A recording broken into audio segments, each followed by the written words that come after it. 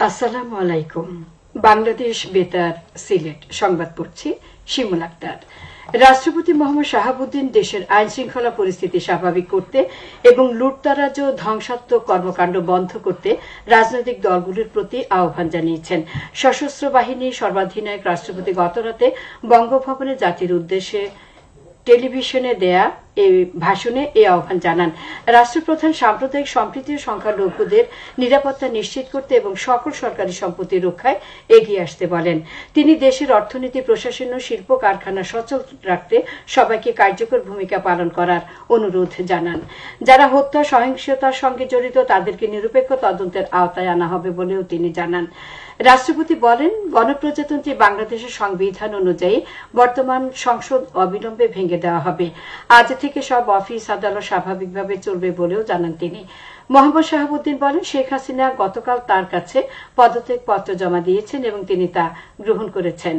প্রধানমন্ত্রীর পদত্যাগ ও বৈষম্য বিরোধী ছাত্র আন্দোলনের সৃষ্ট পরিস্থিতিতে গতকাল বঙ্গভবনে তিন বাহিনীর প্রধান এবং বিভিন্ন রাজনৈতিক দলের নেতৃবৃন্দ, সুশীল সমাজের প্রতিনিধি ও বৈষম্য বিরোধী ছাত্র আন্দোলনের কয়েকজন সমন্বয়কদের সাথে আলোচনা হয়।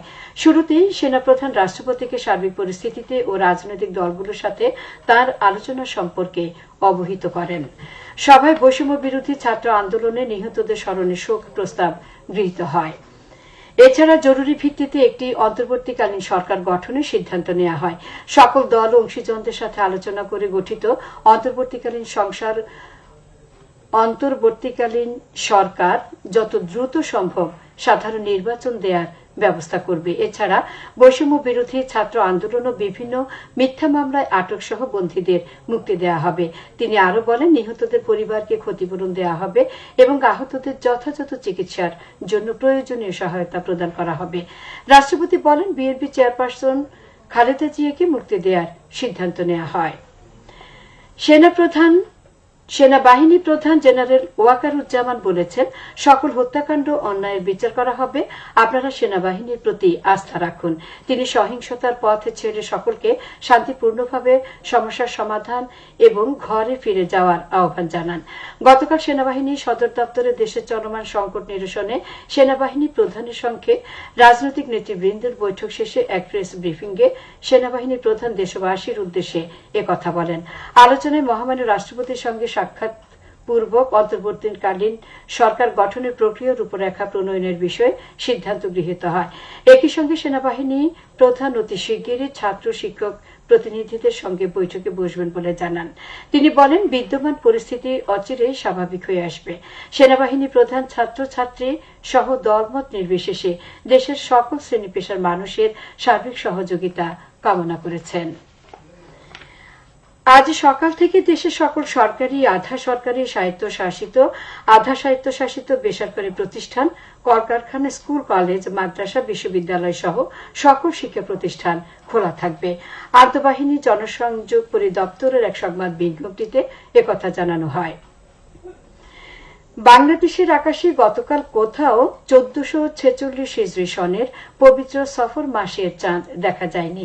ফলে আজ 6 আগস্ট মঙ্গলবার পবিত্র মহরম মাস 30 দিন পূর্ণ হবে এবং আগামীকাল বুধবার থেকে পবিত্র সফর মাস গণনা করা হবে এবং আগামীকাল পবিত্র আখেরি চাহার সোমবার পালিত হবে।